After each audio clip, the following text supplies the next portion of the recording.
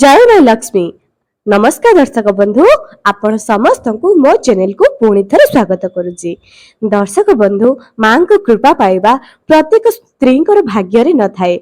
स्त्री माने केते भी पूजा पाठ करंतु ना काहेकि जदि तांकर दैनंदिन जीवन रो कार्यकलाप ठीक नथिबो, मां लक्ष्मी सेही घरे थिले मध्य सेही घर चली जिवे, सेही घर लक्ष्मी छड़ा होई जिवो।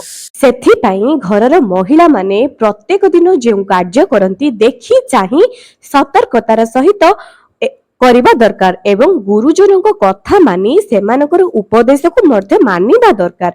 स्त्री मानकर एपरि किछि कार्य थाए जे कार्य सेमाने करबा द्वारा गरीबी तांको पीछा छाड़ी न थाए, तांको स्वामी कर भाग्य सौभाग्य दुर्भाग्य रे परिणत होई जाए। सबु किछि ठीक ठाक थाए किंतु हठात कौन किछि होई जाए जहा फल रे कि स्वामी कर व्यापार बंद होई जाए, चाकरी क्षेत्र रे असुविधा होई जाए। एमिति बहुत प्रकार असुविधा स्वामी को भोगवा पई पड़ी थाए। सेथिपाई तो कहा जाए जे स्त्री माने जे कार्य करती ताकू देखि चाहिँ कले ही सेमानकर स्वामीकर भाग्य रे उन्नति आसी थाए। आपण केते नीति नियम करंतु ना काहेकि मार्गशीर मासरे ढेर सारा पिठापଣା करंतु ना काहेकि जदि आपणकर कर्म ठीक नथिबो मां लक्ष्मी केबे आपणको घर को जिबेनी। कर्मर माने एया नुह आपण चाकरी करिबा एवं व्यापार वाणिज्य करिबा, एक्स्ट्रा इनकम करिबा, एहा गोटिए प्रकारर कर्म। कर्म आउ गोटे प्रकार मध्य अछि। आपण केते अर्थ उपार्जन करंतु ना काहेकि दिन राति बळद परि खटंतु ना काहेकि जदि आपणको घरर सदस्य माने आपणको घरर महिला सदस्य माने एही भूल करिथंती मने रखंतु सेही घर केबे भी उन्नति आड़को जीव नाही। सेही घरे सदा सर्वदा कली झगड़ा लगी रहिबो, सम्मान हानि लगी रहिबो, चोरी मानहानि अर्थहानि एवं करज बढ़ी बढ़ी चलिबो। सेही घरे चाकरी समस्या, व्यापार वाणिज्यर समस्या, शिक्षार समस्या सदा सर्वदा लगी रहिबो। सेही घर केबे मध्ये शांति रहिबो नाही किंबा उन्नति आगको जीव नाही। सबु रहिला महिलांको उपरे। महिला चाहिले सेही घर को स्वर्ग बनाई पारिबो। गोटी महिला जदि हसी हसी सबु किछि करि देबो तेबे से निश्चय मां लक्ष्मी को प्रसन्न करि पारिबो। एठी आउ गोट कथा, महिला माने सबु किछि सहिजिबे किंतु सेमानकु स्वामी मानकर भल पाइबा, स्वामी मानकर सम्मान, परिवार लोकर सम्मान, परिवार लोकंकर सपोर्ट मध्य दर। सेही घरे लक्ष लक्ष टंका परिवार सदस्य माने रोजगार करंतु किंबा न करंतु, जेउ घरे परिवार लोक मानकर सहयोग थाए, सपोर्ट थाए, सेही घरे मां लक्ष्मीकर वास रहे। कारण जे घरे खुशी अछि, बड़ मानक प्रति आदर अछि, नारी मानक प्रति सम्मान अछि, सेही घरे मां लक्ष्मी सदा सर्वदा विराजमान करिथंती। आपण माने देखिथिबे जे जेउ घरे नारी मानक आदर करा जाए, बड़ मानकर सम्मान करा जाए, सान बड़ समस्तंकर समान भाବରେ स्नेह बंटा जाए, सेही घरे केपरि उन्नति होई जाए। आपण मानक आखि आगरे एमिति बहुत परिवार आपण माने देखिथिबे। तेबे घर को स्वर्ग बनैबा गोटे महिला हाथ रे ही थाए एवं सेही महिला मानक सपोर्ट करिबा प्रत्येक घरर सदस्य मानकर कर्तव्य। तेबे दर्शक बंधु, जे माने मो चैनल नुआ आसुचंदी निहाती सब्सक्राइब करंतु, पाखरे थिबा बेल आइकन को क्लिक करी वीडियो को गोटे लाइक टी कर दियंतु।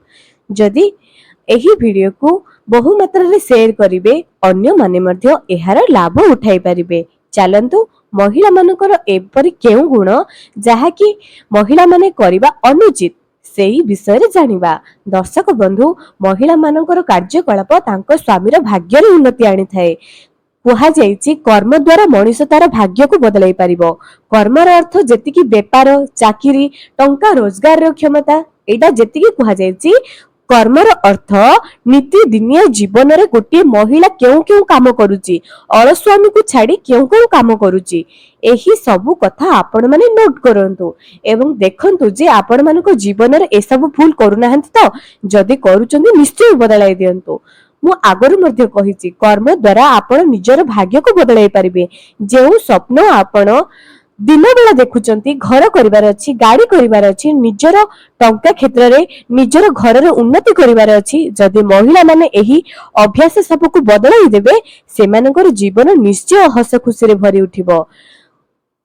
15 दिन एहाकु करिकी देखंतु आपनको जीवन रे जदि उन्नति न आसीबो आपण माने चिंता करिवे निश्चय उन्नति हबो एवं आपण मानक अनुरोध जे एही सब जिनिस निज दैनंदिन जीवन रे निश्चय करिवे। प्रथमटी हेउची जेतेबेले आपण रोषेई करि दउचंती निज चूल्हा को सफा करंतु। एहा केवल रात्रि समय पाई नुह सकाळ बेला आपण चा कले जलखिया कले निज चुल्ली को निज गैस चूल्हा को सफा करंतु। पुणी आपण लंच कले डिनर पर रोषेई करले संध्या समय किछि ब्रेकफास्ट बनैले सेही समय मध्य निज चूल्हा को तत्क्षणात सफा करंतु। जेतेबेले तार गरम खत्म होई जिवो गरम सरी जिवो चुल्ली रो जो गरमटा जो तातीटा बंद होई जिवो सेही समय रे तापरे आपण सेही चूल्हा को सफा करंतु एवं गैस चूल्हा तळ मध्य सफा करिवे। केबे मध्य गैस चूल्हा को असना करिवे नाही। एहा प्रथम जहा कि घरे घरे एही भूल करा जाए। देखिथिबे एही सफा सुतरा नीति नियम बहुत लोक करंती एवं जेउ माने करंती सेमानक भाग्य उन्नति होई थाए। द्वितीयटी हेउची सकाळ समय रे न गाधोई कि निज रोषेई घरे पसि जिबा। जदि आपण न गाधोई पारुचंती ठीक अछि कि निजर रात्रि रे जो कपड़ा को आपण पिंधुचंती ताहाकू उतरी दियंतु। नूतन वस्त्र गोटे पिंधंतु नुआ वस्त्र गोटे पिंधंतु टिके सफा सुतरा होई जांतु तापरे जाई रोषेई घरे चली जांतु। एपरि कले आपनको घरे केबे मध्ये सुख समृद्धि कम हबो नाही। जदि आपनको लागुची आपनको परिवार रे सासु ससुर ननंद आपनकर सम्मान करूनाहंती तेबे एही नियमटी जदि आपण माने करिवे सेही सब सम्मान आपनको मिलिबो। एही सब नियम पछरे मध्ये भगवानकर आशीर्वाद थाए। तेणु जदि एही सब कार्य आपण माने करूनाहंती तेबे निश्चय निजर नियम को बदलाई दियंतु। दैनंदिन जीवन कार्यकलाप आपणकर जीवन बदलाई देबो। तृतीयटी हेउची नारी माने जदि तुलसीर विधि मुताबक पूजा न करंती तुलसी को सकाल पानी देवा सहित रात्रि समय रे अर्थात संध्या समय रे संजयवती मध्ये देवा दरकार। जदि घरर महिला माने एही सब कार्य न करंती वृंदावतींकर पूजा न करंती सेही घरे लक्ष्मी वास करिवे नाही। चतुर्थटी हेउची निज घर को सफा सुतरा रखिबा। आपण निज घर को एपरि सफा सुतरा रखंतु जे जेपरि बाहर गोटे व्यक्ति जेतेबेला आपणक घर को आसीबो से अणनिश्वासी होबो नाही। आपणक घर को देखिला परे जेपरि तार मन उत्फुल्लित होई जिवो प्रफुल्ल होई जिवो खुशी होई जिवो। आपण निज घर को एपरि सजाई कि रखंतु एवं निज घरे रूम स्प्रे लगांतु। रूम स्प्रे बारंबार पकांतु जहा कि सुगंधित। जदि रूम स्प्रे अवेलेबल नाही तेबे आपण माने धूपकाठी मध्ये लगे परिबे। सकाळे एवं संध्या रे निजर ड्राइंग रूम रे निजर शयन कक्ष रे एवं ठाकुर घरे निश्चय किछि धूपकाठी किंबा किछि सुगंधित स्प्रे एही सब पकांतु। बारंबार एही जिंस करंतु देखिबे आपणकर जीवन रे सुधार आसी जिवो।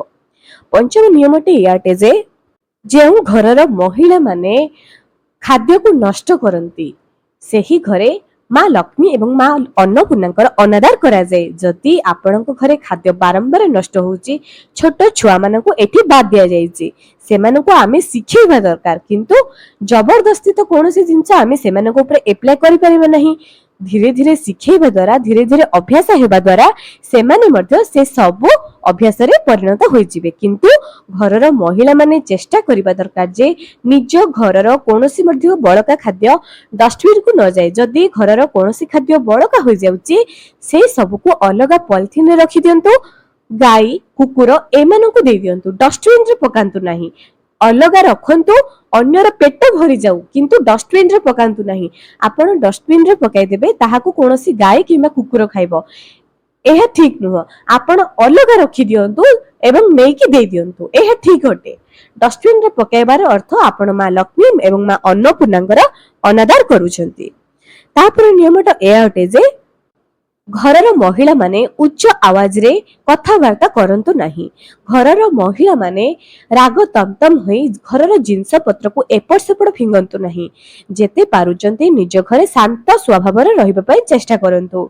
जेतेबेले कोनोसी एक परिस्थिति रे आपण फसी जाउचंती जहा कि आपनकु रागिबा पे आपण बाध्य होउचंती से समय रे थोड़ी चिंता करंतु। जदि न रागी सही कथाटी आपण समाधान करि परिबे ताहाले काहे कि रागुचंती थोड़े चेष्टा तो करंतु।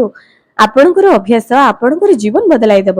ଯଦି ଆପଣ ବଦଳି ଯିବେ ତେବେ ଆପଣଙ୍କ ଘରର ପରିବାରର ସଦସ୍ୟମାନେ ମଧ୍ୟ ବଦଳି ଯିବେ। ଗୋଟିଏ ଥରରେ ତ କୌଣସି କାର୍ଯ୍ୟ ହେବ ନାହିଁ। ଧୀରେ ଧୀରେ କରିବା ଦ୍ୱାରା, ଧୀରେ ଧୀରେ ଅଭ୍ୟାସ ହେବା ଦ୍ୱାରା ସବୁ କାର୍ଯ୍ୟ ଠିକ ହୋଇଯିବ। ଏବଂ ତାପରେ ନିୟମ ଏଇଆ ଅଟେ ଯେ ସକାଳୁ ଉଠିବା ପରେ ନିଜ ମୁଖ୍ୟ ଦ୍ୱାରରେ ପାଣି ଛିଟକାନ୍ତୁ ଏବଂ ନିଜ ମୁଖ୍ୟ ଦ୍ୱାରରେ ଝୁଟିଟିଏ ଅଙ୍କନ କରନ୍ତୁ। ସଫାସୁତୁରା କରନ୍ତୁ ନିଜ ମୁଖ୍ୟ ଦ୍ୱାରକୁ ଏବଂ ନିଜ ମୁଖ୍ୟ ଦ୍ୱାରରେ ଝୁଟିଟିଏ ଅଙ୍କନ କରନ୍ତୁ। ଏହି ନିୟମ ଆପଣମାନେ ରେଗୁଲାର କରନ୍ତୁ। ଯଦି ସତରେ ମା ଲକ୍ଷ୍ମୀଙ୍କର କୃପା ଆପଣମାନେ ପାଇବା ପାଇଁ ଚାହୁଁଛନ୍ତି, ଏହି ସବୁ ନିୟମକୁ ଆପଣମାନଙ୍କୁ କରିବା ପାଇଁ ପଡ଼ିବ। ଯଦି ସତରେ ନିଜର ଭାଗ୍ୟର ଉଦୟ ଚାହୁଁଛନ୍ତି, ଏହି ନିୟମକୁ ନିଶ୍ଚୟ କରନ୍ତୁ। ନିଜ ଘରର ଉତ୍ତର ପୂର୍ବ କୋଣରେ ଠାକୁର ଘରର ଗଣେଶଙ୍କ ମୂର୍ତ୍ତିଟି ସ୍ଥାପନା କରନ୍ତୁ, ଯାଦ୍ୱାରା କି ଆପଣଙ୍କର ବୁଦ୍ଧି କ୍ଷେତ୍ରରେ ଉନ୍ନତି ହେବ। ଏବଂ ପୂଜା ଘରକୁ ସଫାସୁତୁରା କରିବା ନିହାତି ଦରକାର ଅଟେ। ଘରର ମହିଳାମାନେ ପୂଜା ଘରକୁ ସଫାସୁତୁରା କରନ୍ତୁ। ଯେଉଁ ଘରର ମହିଳାମାନେ ଗୁରୁବାର ଦିନ ମୁଣ୍ଡକୁ ସଫା କରିଥାନ୍ତି, ଅମାବାସ୍ୟା, ସଂକ୍ରାନ୍ତି, ମାର୍ଗଶିର ଗୁରୁବାର, ଲକ୍ଷ୍ମୀ ପୂଜା, ଏହି ସବୁ ସମୟରେ ନିଜର ଚୁଟିକୁ ଯେଉଁମାନେ ସାମ୍ପୁ ଲଗେଇ ସଫା କରିଥାନ୍ତି, ସେହି ଘରେ ଲକ୍ଷ୍ମୀଙ୍କର ବାସ ରୁହେ ନାହିଁ। ଏବଂ କପଡ଼ା ପତ୍ରକୁ ମଧ୍ୟ ସର୍ଫ ପକାଇ ସଫା କରନ୍ତୁ ନାହିଁ। ନିଜର ଯାହାକି ଆପଣ ରାତ୍ରି ସମୟରେ ଶୟନ କରିଥିବେ ସେହି ବସ୍ତ୍ରକୁ ଆପଣ ଧୋଇ ପାରନ୍ତି, କିନ୍ତୁ ସର୍ଫ ଲଗାଇ ସେହି ଦିନ କୌଣସି ମଧ୍ୟ କପଡ଼ାକୁ ମଧ୍ୟ ସଫା କରନ୍ତୁ ନାହିଁ। ଗୁରୁବାର, ଅମାବାସ୍ୟା, ସଂକ୍ରାନ୍ତି ଏବଂ କୌଣସି ନିର୍ଦ୍ଦିଷ୍ଟ ପର୍ବପର୍ବାଣୀ ଦିନ ନିଜ ଘରକୁ ଡିପ୍ କ୍ଲିନ୍ କରନ୍ତୁ ନାହିଁ, ଅର୍ଥାତ୍ ଅଳନ୍ଧୁ ସଫା କରନ୍ତୁ ନାହିଁ, ନିଜ ଘରର କପଡ଼ା ପତ୍ର ସଫା କରନ୍ତୁ ନାହିଁ, ନଖ କାଟନ୍ତୁ ନାହିଁ, ଚୁଟିରେ ସାମ୍ପୁ ଲଗାନ୍ତୁ ନାହିଁ, ଚୁଟିରେ ତେଲ ଲଗାନ୍ତୁ ନାହିଁ। ଏହି ସବୁ ନିୟମ ମଧ୍ୟ ମହିଳାମାନେ ପାଳିବା ନିହାତି ଦରକାର ଅଟେ। ରୋଷେଇ କରିବା ପରେ ଯେଉଁ ପରିବା ଚୋପାକୁ ଆପଣମାନେ ବାହାର କରୁଛନ୍ତି, ସେହିଠାରେ ହିଁ ପକାନ୍ତୁ ନାହିଁ। ଏବଂ ପିଆଜ ଚୋପା, ରସୁଣ ଚୋପା ଏସବୁକୁ ଆପଣ ଚୁଲିରେ ପକାନ୍ତୁ ନାହିଁ। ଚେଷ୍ଟା କରନ୍ତୁ ଏସବୁକୁ ତତ୍କ୍ଷଣାତ୍ ବାହାର କରି ଡଷ୍ଟବିନରେ ପକାଇଦେବେ। ପିଆଜ ଚୋପା, ରସୁଣ ଚୋପା ଯେପରି ଘରେ ଆପଣଙ୍କର ନ ଉଡ଼ିବ। ଆପଣ କାଟୁଛନ୍ତି, ଏହା ଘର ସାରା ଉଡୁଛି, ଏହା ଅଶୁଭ ସଂକେତ ଅଟେ। ଚେଷ୍ଟା କରନ୍ତୁ ଏହି ସବୁ ନିୟମ ଆପଣମାନେ ନିଶ୍ଚୟ କରିବା ପାଇଁ। ଦର୍ଶକ ବନ୍ଧୁ, ଯଦି ଆପଣ ବହୁତ ସାରା ପୂଜା ପାଠ କରିଛନ୍ତି, ତାପରେ ମଧ୍ୟ ଯଦି ଆପଣମାନଙ୍କ ଜୀବନରେ ଉନ୍ନତି ହେଉନାହିଁ, ଥରେ ଏହି ସବୁ ନିୟମକୁ ଆପଣେଇ ଦେଖନ୍ତୁ, କାରଣ ଏହି ସବୁ ନିୟମ ଆପଣଙ୍କର ଜୀବନ ବଦଳାଇ ଦେବ। ଯଦି ବହୁତ ଚେଷ୍ଟା କଲା ପରେ ମଧ୍ୟ ଭାଗ୍ୟର ଉନ୍ନତି ହେଉନାହିଁ, ଏହା ଆପଣଙ୍କର ଭାଗ୍ୟରେ ନିଶ୍ଚୟ ସୁଧାର ଆଣିଦେବ। ଏଥିରେ ତିଳେ ମାତ୍ର ମଧ୍ୟ ସନ୍ଦେହ ନାହିଁ। ତେବେ ଦର୍ଶକ ବନ୍ଧୁ, ଆଜିର ଭିଡିଓଟି ଆପଣମାନଙ୍କୁ କିପରି ଲାଗିଲା କମେଣ୍ଟ ସେକ୍ସନରେ ନିଶ୍ଚୟ ଜଣାଇବେ। ଯଦି ଆଜିର ଭିଡିଓଟି ଆପଣମାନଙ୍କର ହୃଦୟକୁ ଛୁଇଁଥିବ, ତେବେ ଏହି ସବୁ ନିୟମ ଆପଣ ନିଜ ଘରେ ନିଶ୍ଚୟ କରନ୍ତୁ। ଆଜି ପାଇଁ ରହିଲି, ପୁଣି ଦେଖା ହେବ ଆଗାମୀ ଏକ ସୁନ୍ଦର ଭିଡିଓରେ।